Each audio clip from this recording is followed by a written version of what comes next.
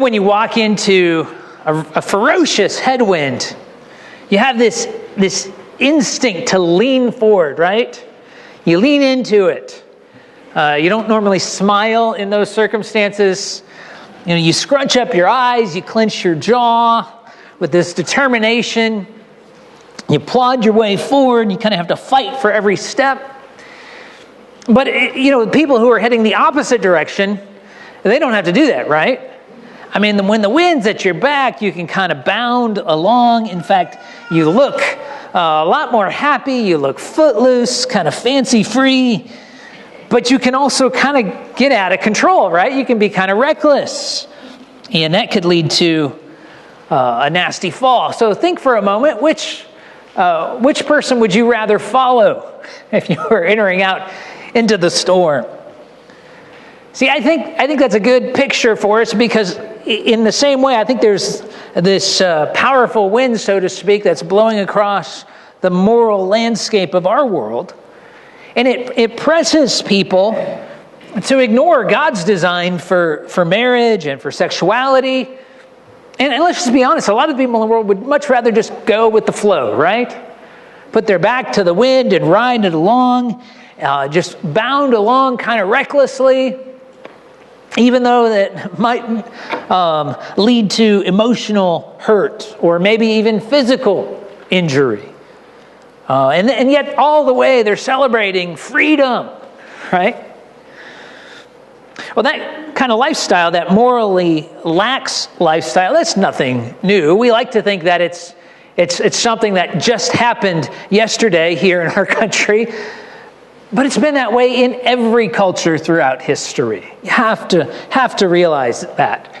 We saw some of that in our study of the book of Judges recently. It showed us the consequences of that kind of moral laxness in ancient Israel. Remember, the men of Gibeah tried to rape a Levite man.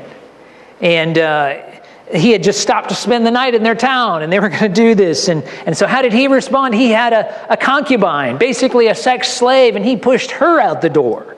Terrible story. She was abused and left for dead. And ultimately, civil war resulted.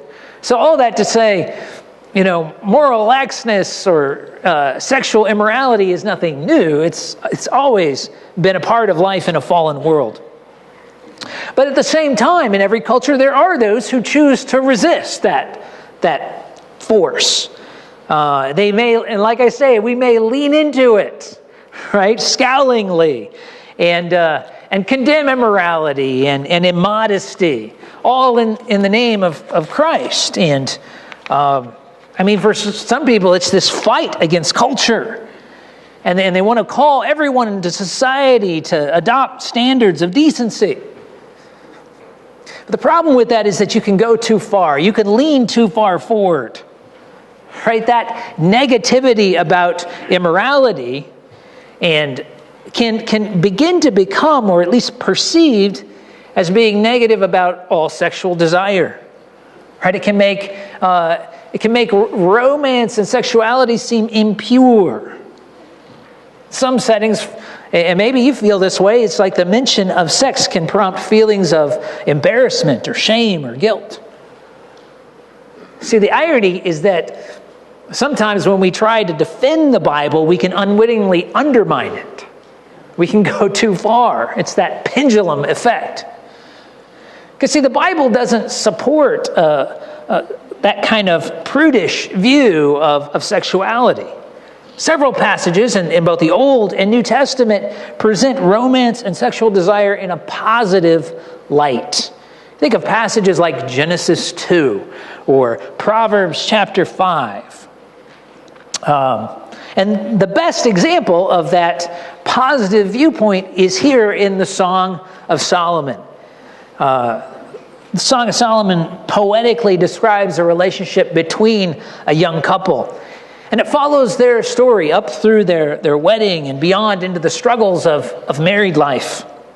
Now, a lot of Jewish rabbis and Christian leaders, particularly in the past, have interpreted the song as an allegory that's supposed to picture God's love for Israel or Christ's love for the church.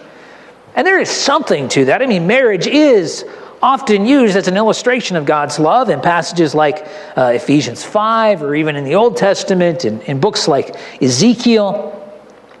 But to me, that allegorical interpretation seems to be driven by that same overreaction against sexual immorality. That people don't want to allow the possibility that God would speak in such detailed terms, an entire book devoted to romance. So I would say a more natural reading is to view the song as a celebration of godly romance. And yet there are still problems with that view too. I mean, the first verse, if you look there, Song of Solomon 1, verse 1, introduces the title of the book, The Song of Songs, which is Solomon's. Traditionally, people have taken that to mean that Solomon is the author of the book. But if you know anything about the life of King Solomon, he's really not a good example of godly romance. Right? Here's what 1 Kings 11 says about him.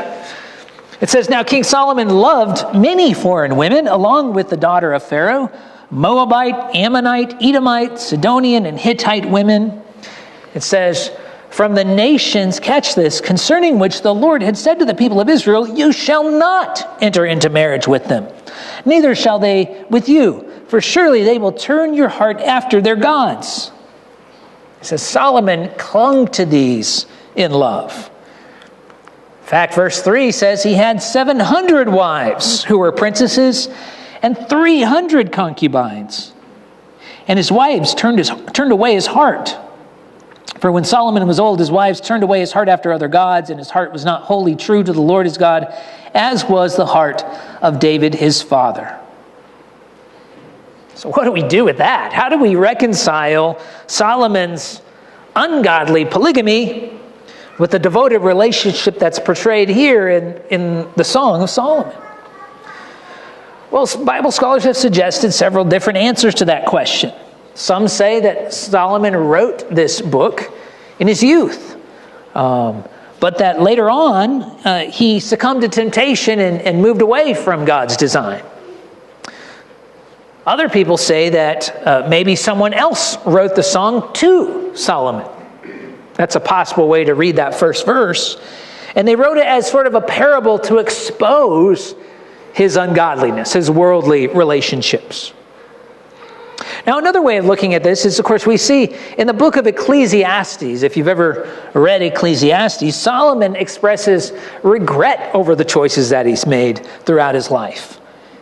And so it's possible he may have written the Song of Solomon at the end of his life, looking back to demonstrate the best way to approach romantic relationships.